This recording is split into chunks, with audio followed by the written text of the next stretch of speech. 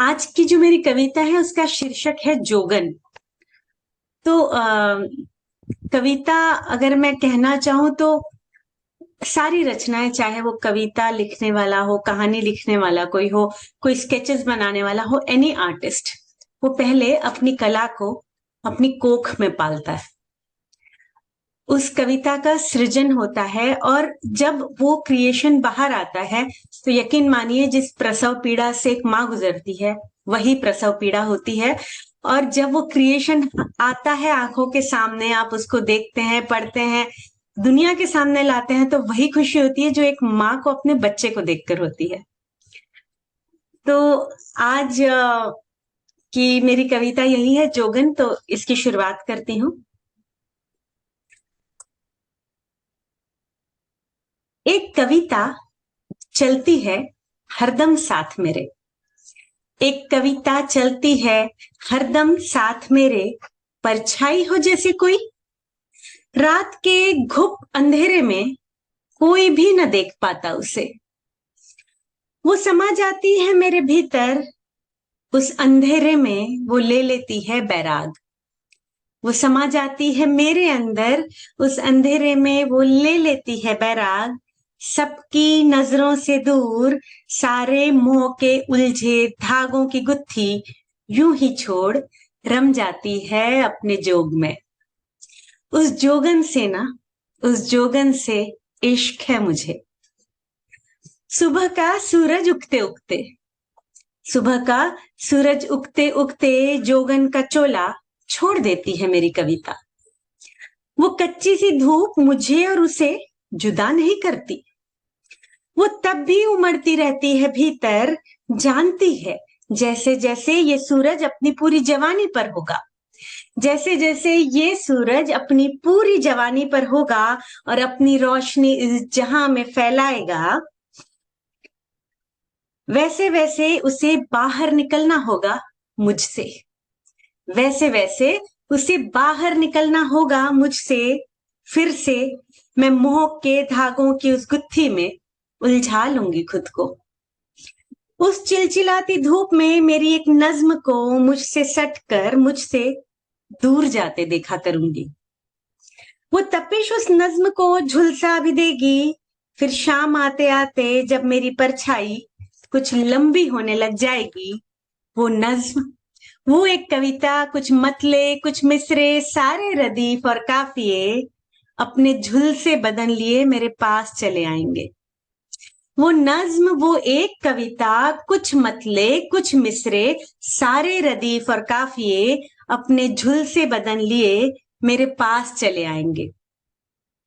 मुसलसल बहते आंसुओं के साथ मैं उन सभी छालों पर चंदन का लेप लगा दिया करूंगी।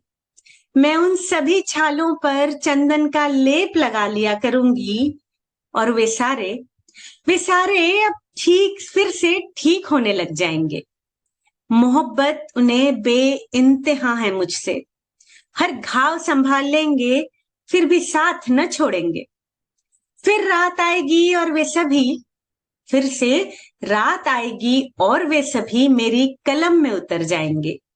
मैं लिखा करूंगी, मैं बैराग ले लूंगी, मेरे प्यार में डूबे वे प्यार से सहलाया करेंगे मुझे। और उनके इश्क में डूबी मैं उस मदहोश रात में फिर से अपने जोग में रम जाया करूंगी। मैं फिर से जोगन हो जाऊंगी। जी हाँ, मैं फिर से जोगन हो जाऊंगी। शुक्रिया।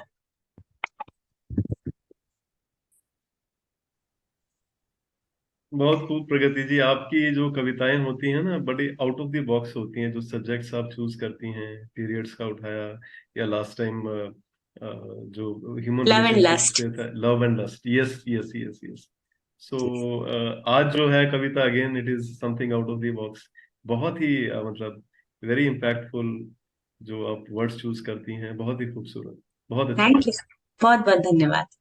मधु जी, मधु जी इज वेरी बहुत एंजॉय कर रही थी आपकी कविता को। आई हाँ, एक्चुअली बीइंग अ पोएट, आप उस चीज से ना पूरा आप उसके थ्रू ले गए हमें, है ना। ये सभी कुछ हम लोगों के सभी के साथ जो भी कोई लिखता है वो उस सेम होता है उसके साथ भी। तो और इतनी बड़ी पोएम के साथ सबका एकदम स्टार्टिंग से लेकर लास्ट तक जुड़े रहना और वो क्रेज बने रहना बहुत बड़ी बात है। और बहुत ही सुंदर, बहुत ही उम्दा लिखा आपने। थैंक यू, मजा आ गया seriously. Thank you so much, बहुत बहुत सो धन्यवाद। गुड। बहुत अच्छा। नीलू जी।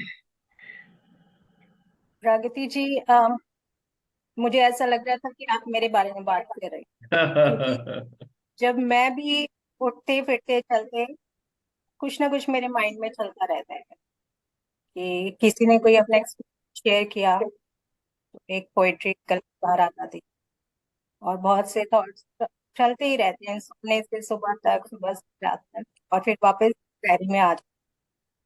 तो बहुत अच्छा लगा। Thank you. Thank you so much.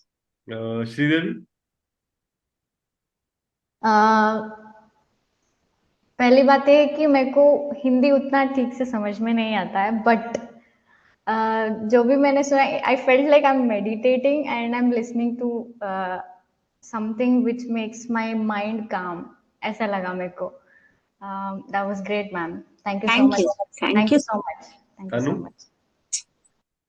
मैं टोटली अग्री करूंगी जो नीलू जी ने बोला। मुझे भी ऐसा लगा कि आप मेरे बारे में ही बोल रही थी। एंड इनफैक्ट जितने भी आर्टिस्ट हैं या एंथुसियास्ट हैं, अगर उनके अंदर एक बार ये passion, like we are like to people, एक जो नॉर्मल डेली लाइफ जीते रहते हैं और एक जो अंदर हमारे मतलब हमें नहीं छोड़ता वो, even if it's late at night. जैसे बोलते हैं ना कि if you don't have time in the day steal it from night, वैसा ही होता है। If you have to write, अगर आपके पास सुबह काम है तो आप रात को करोगे, या आपको वो सोने नहीं देगा। आप जहां भी होगे, it will just follow you and it will be with you always till the time you have created something and written something or whatever you are enthusiastic about. तो मुझे लगा every artist would relate with this.